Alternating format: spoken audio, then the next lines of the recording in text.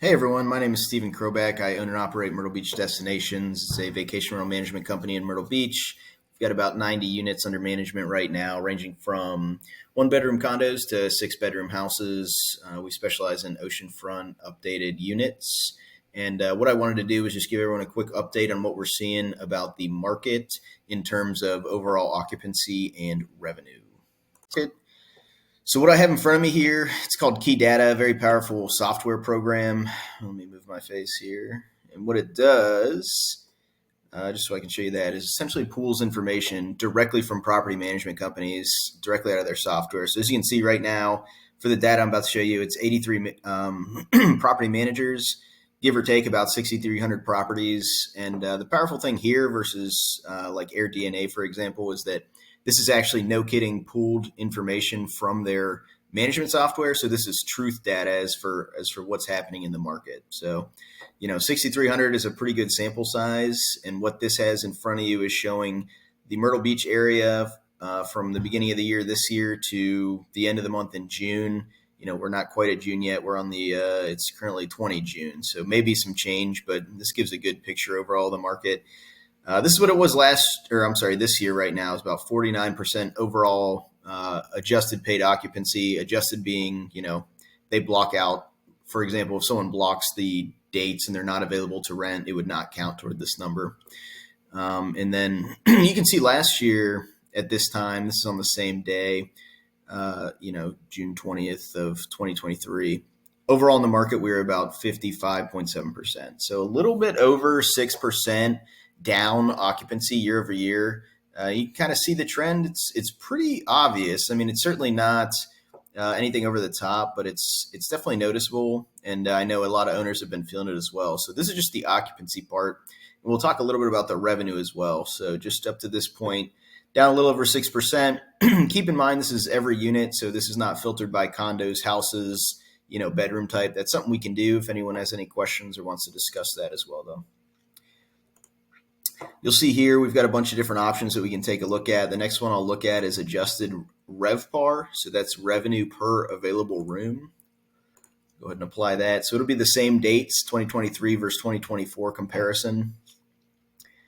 And I will block out ours. So ours is the blue line. Notice that we tend to trend above the market. I'm happy to discuss that a little bit farther as to why I think we're able to do that.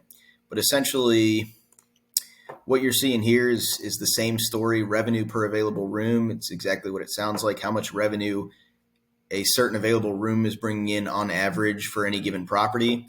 This one is a little bit larger. So you notice last year it was about $91 per available room, and this year it's showing about $82 per available room. It's a pretty common metric in the industry to kind of get an idea of what the market's doing. So this one's a lot, this is essentially 10% that we're seeing a drop in how much revenue on average people are seeing. So what we've seen internally as a company for the nicer higher end oceanfront units hasn't been much of a drop off. But what we have seen is golf course units that haven't been updated, owners that haven't really put some money into it for the past 10 or 15 years.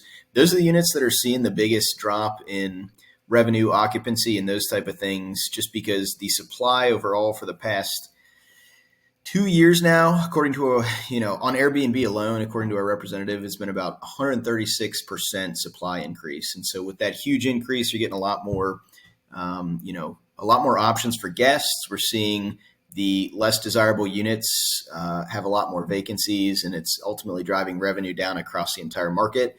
Combine that with, demand just maybe not being exactly where it used to be, although it's relatively close even in our, larger market. So that's just a quick update. So you can see RevPAR down by about 10%, occupancy down by about 6%. So nothing crazy, nothing to panic about, but certainly something to adjust strategies for. So I'll probably do another video here shortly, but essentially what you're going to want to do and what we're doing internally as a company is looking a little bit farther out and making sure our prices are appropriately set.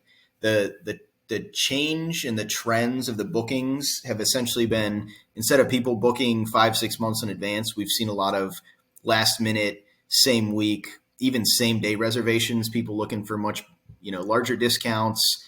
They're waiting for the empty units to drop their prices significantly. And so we've seen a significant change in trends for booking patterns of guests. And so we essentially, what we're doing is staying ahead of that by looking 1, 2, 3 months in advance and making sure our prices are, adjusted appropriately based on the unit to make sure we're capturing those farther out bookings and keeping the revenue where it is. That way we're not having to wait until, last minute to tank our prices. And it kind of helps us to keep a competitive edge on the market. So if anyone has any questions, feel free to reach out. As I said, this is just kind of big picture, what the market's doing up to this point this year. I'll continue to post these videos just so we kind of have some trends and keep an eye on things. And I appreciate everyone's time that watched. Thanks.